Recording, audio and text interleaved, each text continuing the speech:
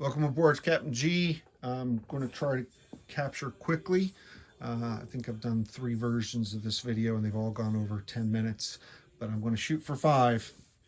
I want to do both the Axis and the Allied buys so you can see some of the special units that are in this game.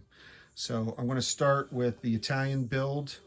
They built 1 Basigliere infantry, and this is my placeholder sculpt until I can paint those units. They attack at a 2, defend at a 4 like regular infantry, but they get a bonus if they attack with Italian armor. He bought a destroyer, 2 subs, and a military base for North Africa. For Germany, the special units that he bought, the Elite SS, he's allowed to build 1 of these per unit. They attack at a 3, defend at a 5 everywhere. He bought 2 Panzer Grenadiers, which are better than regular mechs in that they attack at a 3. He bought a Panzer III and a Panzer IV, and I just wanted to show you, this game has 4 medium and heavy mechanized units. So in units available to the game are the Panzer III, the Panzer IV, the Panzer Mark V or Tiger tank, and the King Tiger. So we're using the out-of-box for the 3, the out-of-box 1941 sculpt that we've painted black as the Panzer IVs, so that not to confuse them with the Tigers. So you can see the difference in the sculpts in the game, but I just wanted to highlight that. Additionally, we have the heavy artillery for Germany. He bought 3 of those. This is the unit intended, but Eggman chose to use these sculpts, so I wanted you to see that. So this is their heavy artillery. Naval transport, 8 infantry. And then, unique to this game, the Axis minor allies in Europe also get an economy of their own and can produce units of their own. So he bought an artillery with Bulgaria, an infantry with Hungary, a medium tank with Romania, and an infantry with Finland.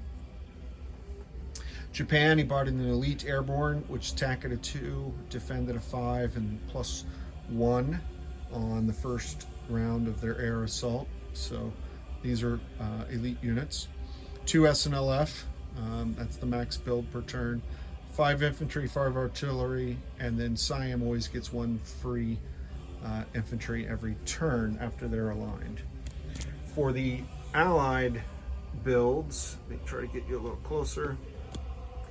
The Soviets bought 2 of their, they can build 2. It's similar to the German SS, with the exception of they can build 2 of them, and they get that extra only in Soviet home country, and I talked about that last video.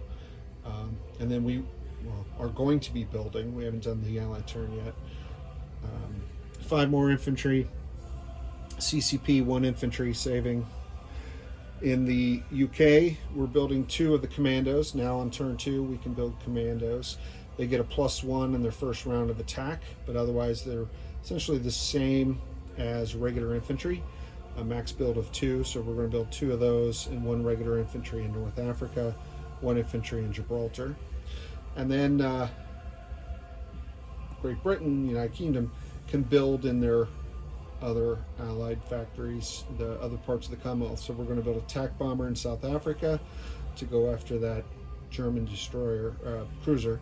We're building a destroyer in Canada, and then right now we're planning on building 2 light carriers in the Far East Command and Anzac, so out of the British economy. Canada is going to build a destroyer, Anzac's going to build a destroyer and a Z-Force, which this is my stand-in unit until I paint my Z-Force sculpts that I bought from HBG.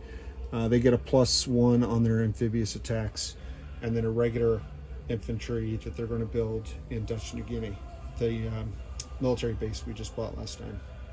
And then the Far East Command, we're going to build a coastal gun to defend Sumatra, cause the Japanese problems there. We're building an anti-air, and again, you only need 1 per territory, and it shoots at every single aircraft that attacks. So we're building an extra one because we're going to ship 1 to Indonesia for their defense, or Singapore, I haven't decided yet. Artillery, and then regular infantry and regular fighter. The U.S. is going to build 2 Marines. We're going to put 1 in Philippines at the military base. Marines and SNLF for Japan. In addition to their plus in their amphibious assault, they also get a plus in defending against an amphibious assault. That's why I'm putting them in the Philippines. The U.S. is also building a light armor that I can lend lease to the KMT. I'm allowed to maximize 3 of these on the board at any one time, so this will be the second one that they've given to KMT. KMT is going to build 2 artillery, and both this and the artillery have to go in Szechuan. We talked about that last time. I wasn't certain, so wanted to close the loop on that. So they'll appear with the Burma Road, and then 3 infantry that they can place anywhere. So those are the builds. Those are some of the special units in this game.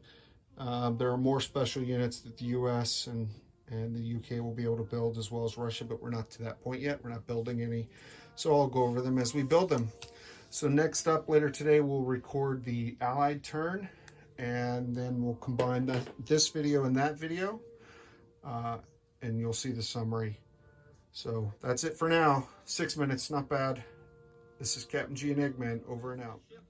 Welcome aboard, it's Captain G with the Allies turn 2 and Italy. So this is all of turn 2.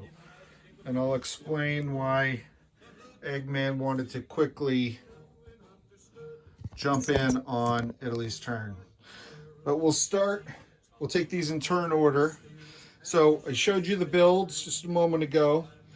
The Soviets moved in from Karelia and Leningrad using all of their fighters and took Villepari and then reinforced it. They now have the 8th Army in Leningrad, which is 3 fighters, TAC bombers, some mechs, artillery, and light armor. And then the 2nd Army moves from Karelia into Villepari for the winter war against Germany and Finland. In Asia, pivoting for the CCP turn, the 2 Chinese factions working together in this game. From Yunnan, they attacked into these 2 territories. This was the only one that had Japanese forces, and they did manage to kill 2 veteran units, and then this was a walk-in. They were expecting some support on their flank from the KMT, but I'll get to that when I get to them. Not all of the Allied attacks went well. So after the Soviets and the CCP were the Commonwealth, where all the battles were in the North Atlantic, Europe, and Africa. So they were able to clear the convoy zone of the German sub using air and destroyer subs. The sub defending at a 2 had no hits back, so the coalition forces were successful. And then wanting to try something new and also test the rules involving the different Axis miners, Yugoslavia and Greece, both activated by the British in turn 1, sent their ground forces attacking into Bulgaria. So the plan was to sink the 2 Italian transports that were sitting here with the destroyer and subs, and then hit Bulgaria, and then move. When Germany moves in, we left a small blocking force that we'd be able to pull back into Greece, but it would be very disruptive for the Axis, because not only would they lose the 2 IPP for Germany, but they would lose the 4 that Bulgaria itself builds. As you can see, only 1 Greek artillery survived this battle. The British had taken temporarily Albania, but which is why Italy is in this video. Immediately, Eggman wanted to move straight into Italy's turn. They moved the fleet over.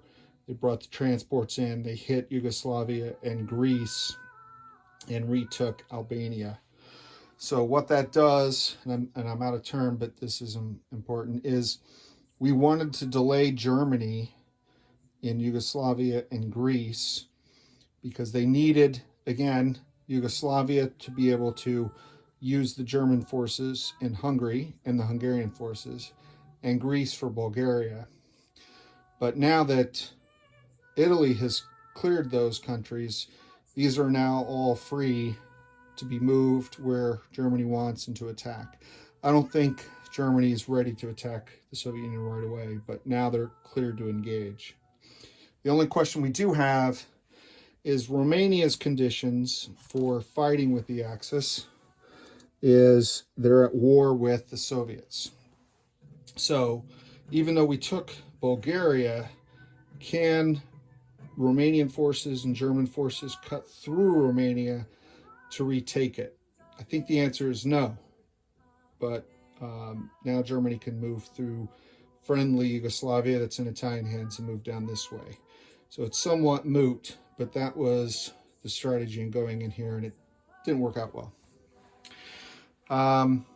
Other attacks that the British made was this failed attempt to sink their 2 transports, which we did to protect Gibraltar because the invasion route was open, but instead we failed, and the transports were used to retake the Balkans. So pretty much Europe is, with the exception of Bulgaria, in Axis hands. Non-combat off the European continent, going back to the Pacific. The rest of the Dutch islands were taken by Anzac and the Far East Command, and we've started to build and place the coastal guns and reinforce these islands. It's the intent, my intent, to make taking those islands as costly as possible. So that's really it for the Commonwealth. Free France used the transport to move forces up into Gibraltar. The British flew down with their air transport from England, an infantry. They built an infantry off of the military base. So now they've got 3 British infantry, a French infantry, a French artillery, and the Canadians coming through the Panama Canal will be able to arrive next turn with their 1 infantry to reinforce. And then once this force comes up with the South African and the Liberian activated infantry, reinforce Gibraltar, and then these transports with these destroyers and the Northern Fleet force will be able to start shucking over Canadian reinforcements to the home islands, or bring them back down this way as well. So that's going well for them. So after the Commonwealth, the last group is the US and the KMT. So already alluded to this earlier. KMT wanted to strike out and from the Southern Territory launch into here, and then a bold plan, probably overreach. My eyes got bigger than my army. Attacked this territory because there were so many veteran troops. I wanted to kill them. I really should have focused only on this and sent more cavalry and other forces down here, but the attacking Chinese were wiped out. There were 2 veteran infantry left, so Japan only lost 1 infantry and 1 SNLF. And in this northern attack, they lost, I think, like 3 regular infantry, none of their elite forces, and pretty much 5 or 6 infantry were wiped out from the KMT, and they had to retreat. But because the artillery had blitzed through here, they were able to retreat in this direction. And so now we have this blocking force, but China has exposed itself. So we'll see.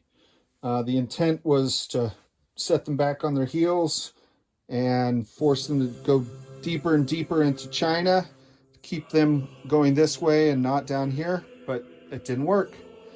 So that's the end of turn 2. US just built Marines and did the things that we talked about on the build phase. So next up will be Germany turn 3 and Japan. That'll be a video. Probably do that tomorrow night. And then I'm traveling for work the balance of the week. So I don't think I'm back until late Sunday. So it'll be another week before we can get back into the Allies turn 3. But I'll post this tonight with the build video. Lots of action, some aggressive moves by the Allies. Some paid off, some did not. We'll catch you again soon. For Eggman, I'm Captain G. Over and out.